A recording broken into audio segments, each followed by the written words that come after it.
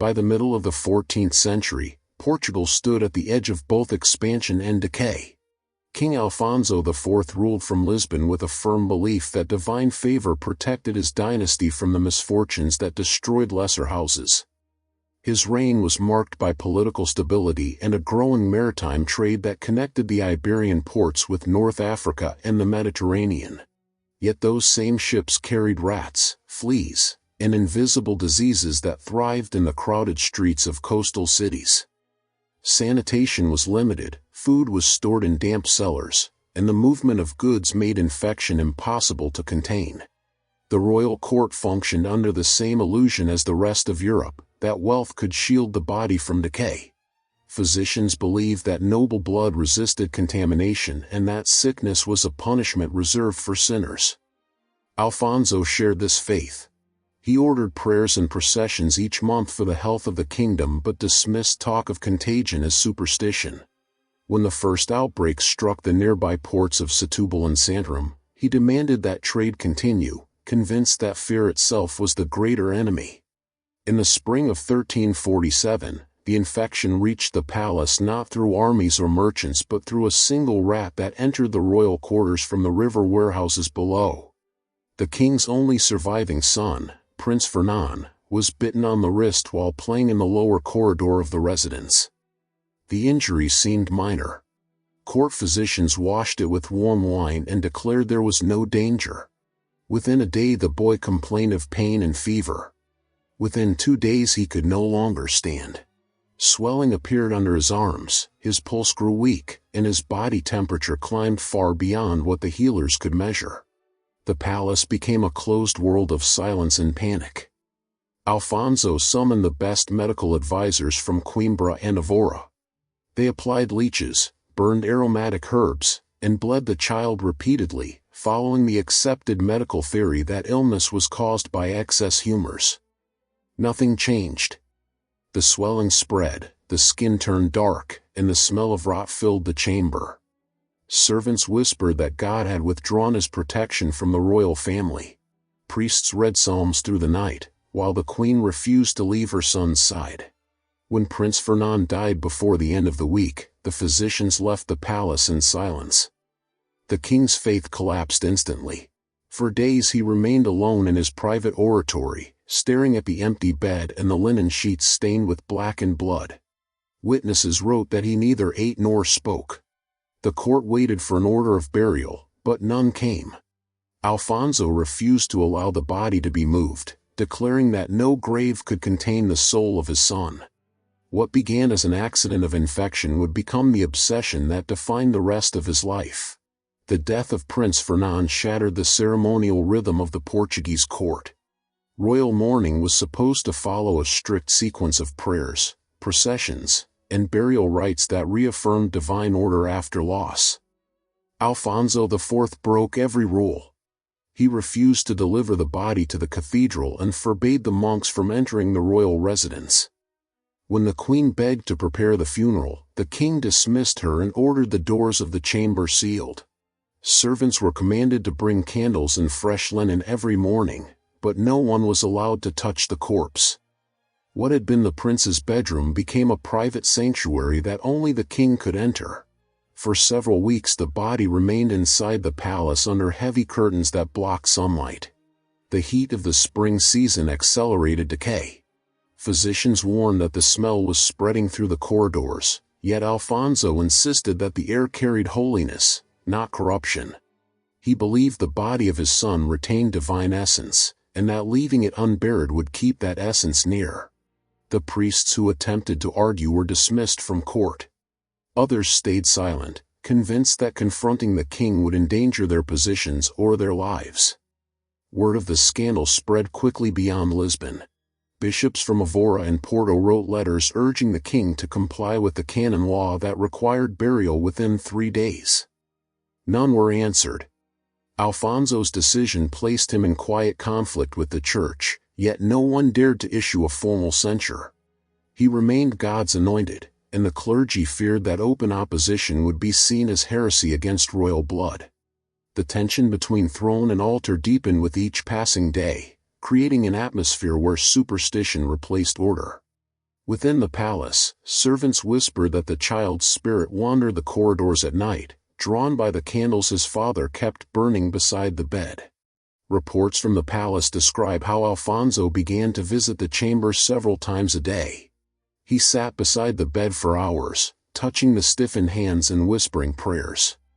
On one occasion, according to a surviving letter from a court secretary, the king ordered that the sheets be changed because a sleeping soul must not rest in filth. The gesture, meant to show devotion, only deepened the fear surrounding him. Servants started to resign, and several officials left Lisbon altogether. By the end of the first month, decomposition made the situation impossible to ignore. The physicians begged the king to authorize cremation, arguing that the odor was a danger to everyone inside the walls. Alfonso finally agreed, but on a single condition, that the ashes be returned to him. The body was taken to the monastery furnace at dawn, accompanied not by priests but by royal guards who carried the urn directly back to the palace. The ceremony that should have united church and crown was replaced by a quiet act of isolation. From that moment, the ashes became the center of the king's existence. He placed the urn in his private chapel and ordered that it remain open so that he could see the gray dust within. Each morning he sat before it, drinking wine in silence. When advisors asked about the future of the kingdom, he spoke only of his son, saying that death had not separated them. The court began to describe him as a man who ruled over the living while speaking to the dead. The royal council debated whether to declare him unfit to govern, but none dared to move against him. The authority of the crown was absolute, and the fear of divine punishment still stronger than reason. What had begun as grief was now transforming into ritual. Alfonso no longer governed by law or faith, he governed by memory. The ashes of his son were not a symbol of loss but the foundation of his new devotion, a devotion that would soon consume both his body and his mind. When the urn returned to the royal residence, King Alfonso refused to place it inside the chapel. Instead, he ordered that it be kept in his private dining room, where he could see it during every meal. The court assumed it was an act of mourning, a symbolic reminder of his loss. But over the following months it became clear that the king no longer treated the ashes as a relic. He began to speak of them as if they were alive, claiming that the dust contained the breath of his son and that the boundary between life and death was only an illusion sustained by weak faith. The physicians tried to reason with him, yet he listened only to the royal alchemist, a scholar who had long promised to uncover the secrets of immortality. That man suggested a ritual derived from early medicinal texts, that the essence of a departed soul could be absorbed if its remains were consumed with the blood of the living. Alfonso interpreted this literally. He ordered the ashes to be ground even finer and mixed with red wine from the royal cellar. The first mixture was prepared during the feast of St. Vincent, a date the king later described as the rebirth of blood. The witnesses recorded that he lifted the silver cup with both hands, murmured a prayer for unity, and drank the entire contents without pause. From that day forward, the ritual continued each evening. The king dined alone, with no attendants, and refused to allow anyone to clean the cup. After every meal he poured fresh wine into it, scraped a small portion of ash from the urn, stirred the mixture, and drank. At first the physicians warned that the practice could cause poisoning, but Alfonso dismissed them. He said that the soul of his son purified all things. When the alchemist died suddenly after an illness, the king interpreted it as a sign that his experiment had succeeded, that the mortal vessel had been destroyed because the secret was now fully his. The servants who carried the wine began to notice a change. The king's hands trembled when he raised the cup. His lips darkened, his voice grew hoarse, and his appetite disappeared. Yet he seemed more alert, speaking with unnatural confidence about eternity and divine selection. He told his confessor that he could feel his son's heart beating inside his own chest. The confessor resigned and fled Lisbon, claiming that the king had crossed into blasphemy. Over the following months Alfonso's appearance changed further. His skin turned gray, his eyes bloodshot, and his breath carried a sharp metallic odor. Some advisors believed he was suffering from mercury exposure caused by alchemical substances, others whispered that he had poisoned himself with the ashes. But none dared to intervene. The royal court continued to function outwardly, though ministers met in secret to prepare for the inevitable.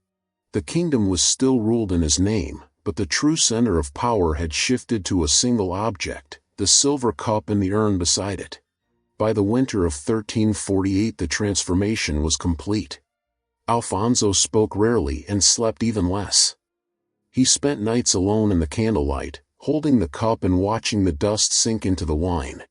Those who entered his chamber later described the same image, the King of Portugal, pale and motionless, whispering to the empty air as he raised the chalice to his lips. What had begun as grief had become doctrine.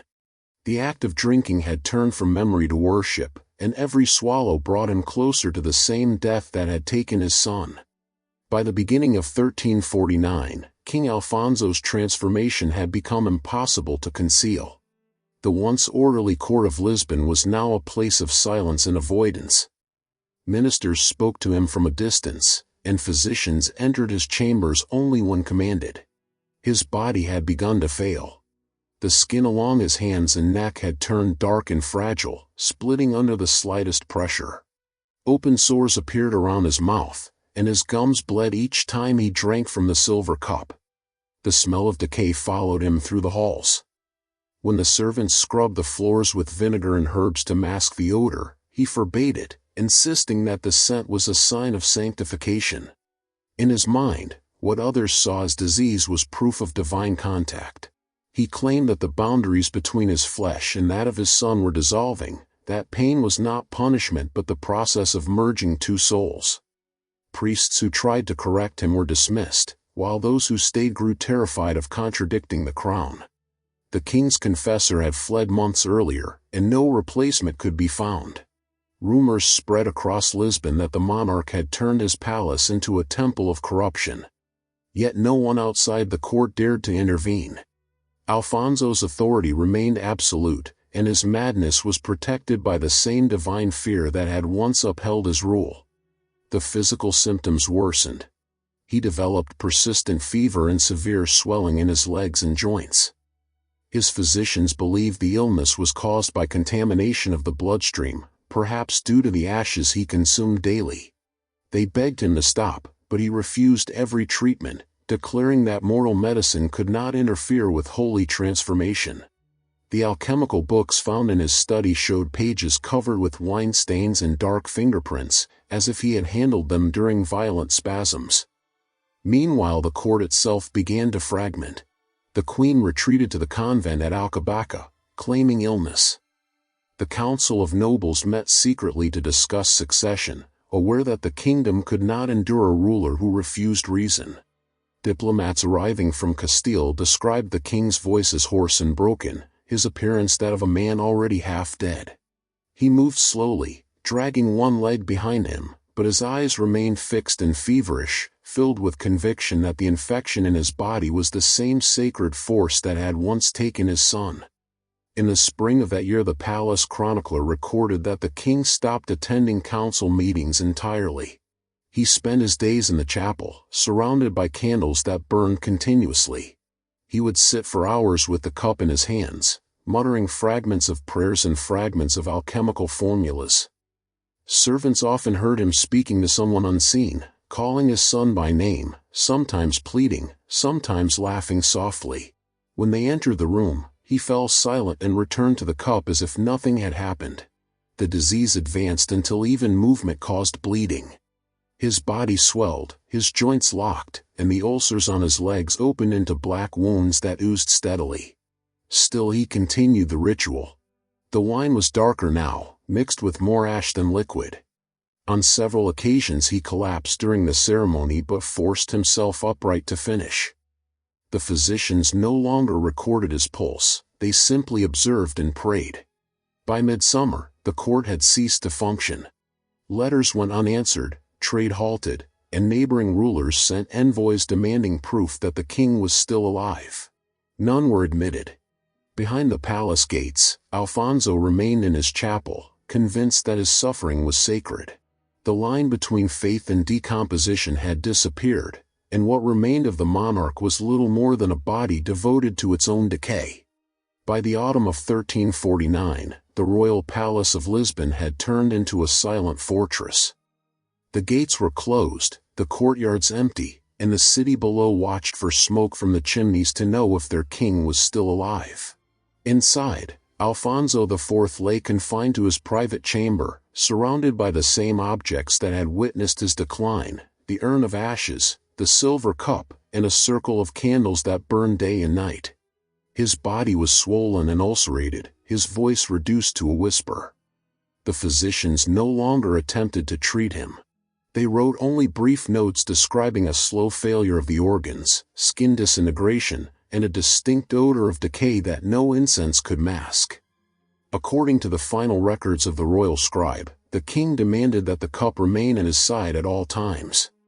He refused to take water or bread, surviving only on the wine mixed with ash that he called the blood of union.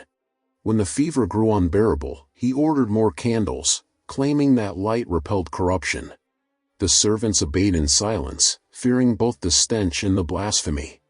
Each morning they found him still awake, staring at the cup as if waiting for a voice to speak from within it. His mind no longer distinguished between the living and the dead. In the last week of his life, witnesses noted that the king began to bleed from the eyes and mouth.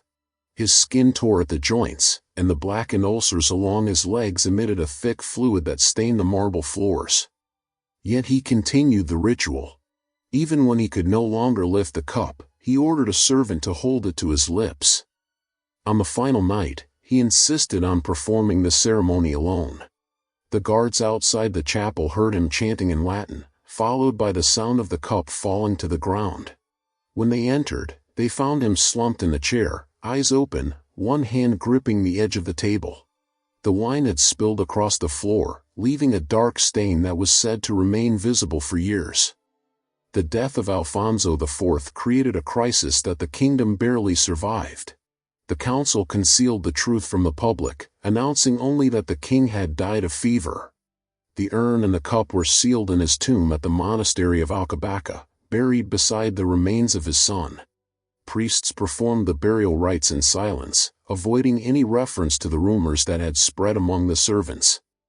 The air inside the crypt was said to carry a faint metallic odor, and several witnesses claimed that the candle flames bent toward the coffin as if drawn by an unseen current. In the years that followed, the story of the king who drank his son's ashes spread throughout the Iberian Peninsula. Chroniclers debated whether his death was the result of poison, infection, or divine punishment. For the church, it became an example of pride carried beyond reason. For the people, a tale of a father who loved his child beyond the limits of the living. His reign, once remembered for stability, was reduced to a single legend of grief and decay.